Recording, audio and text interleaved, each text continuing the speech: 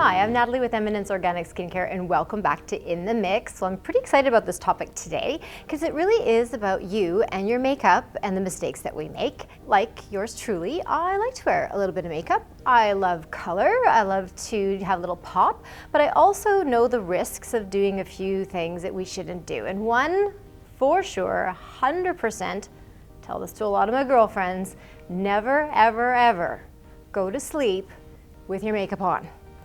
I know you're tired. I know that those days are long. I know sometimes we go out a little later and we think, I'm just gonna wash my face in the morning. Well, here's what happens if you don't remove your makeup before you go to bed, is that what you're doing is you're actually causing more opportunity for congestion to happen as you sleep. So a few things happen is your body temperature actually changes and fluctuates when you're sleeping at night, and your body temperature can get cooler, it can get warmer. This will also change the way your pores are going to be behaving.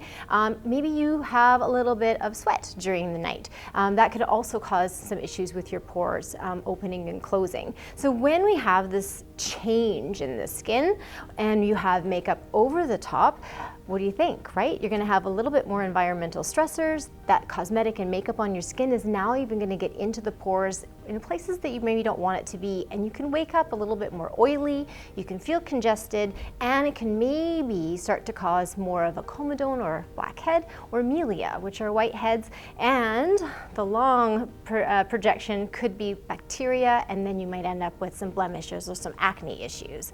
So if that isn't gonna deter you from going to bed with your makeup on, another thing to also consider is that we also lose a lot of water when we're sleeping. So we're gonna be blocking the ability for your skin to open and close and to be able to recover or repair while you're sleeping. So from now on, please do not go to bed with your makeup on. Take the 3 to 5 minutes and wash your face. So what would be a very effective way to remove your makeup quickly so that you can get the best sleep possible is definitely grab an oil cleanser.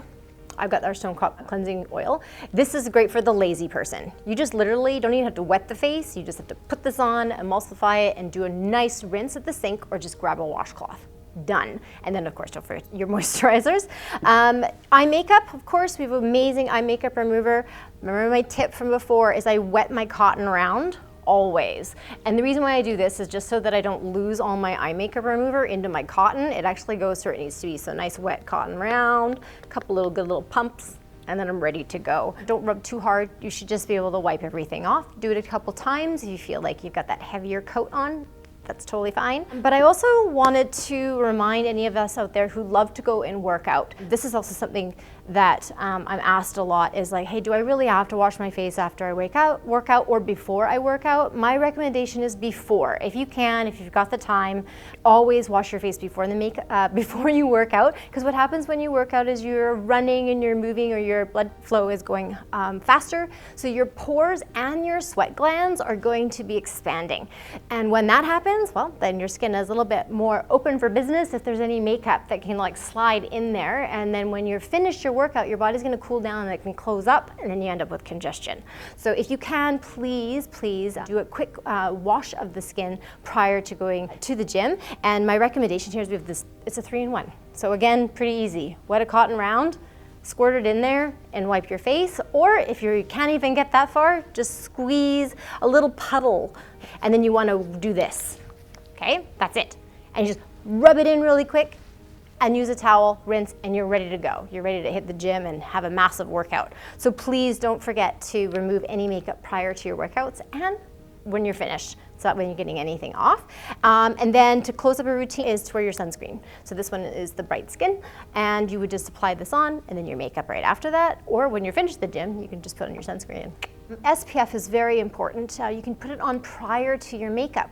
A lot of times people think, oh, if I wear sunscreen, how am I gonna put it on over my makeup? How am I gonna get my protection?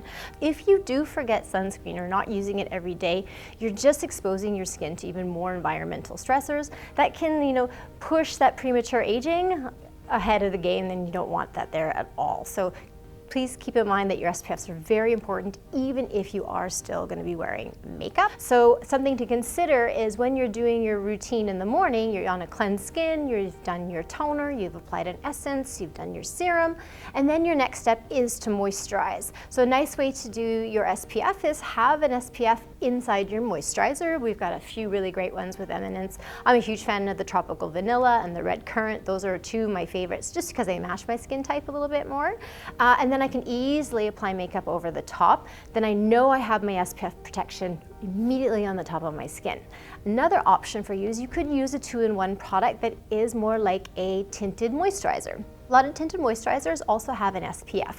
We have a couple that are great. They have just the perfect tint just to give you a little bit of color, but they're also giving you the SPF protection. So those are just some things to consider when you're applying your makeup, not to forget your SPF. Another thing that does come up is what about expiration dates? It could be for multiple reasons. Maybe it may have separated, the formulations might be active the same way they used to be, especially if there's an SPF involved.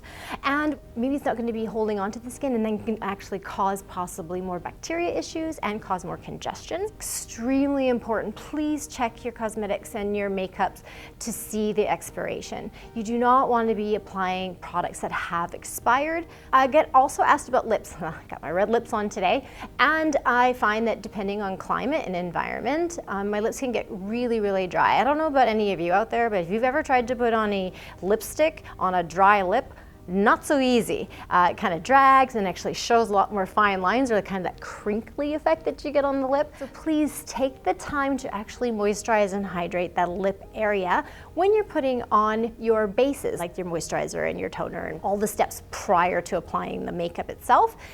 We have a trio. I love it. We have this lip trio, and you can do like a gentle exfoliation, you can do a little mask, you can do all that, and then just wipe it off, and then you can put a little bit of lip balm.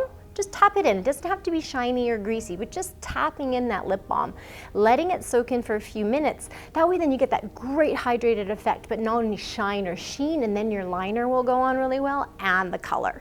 I really hope you enjoy this. Please don't go to sleep with your makeup on, and take that care that you need to make sure the skin is well hydrated and treated, and don't forget that SPF. I really hope you enjoy today's In the Mix. I'm Natalie with Eminence Organic Skincare, and if you want to see more of these, don't forget to subscribe, hit that notification bell, and I'll catch you next time.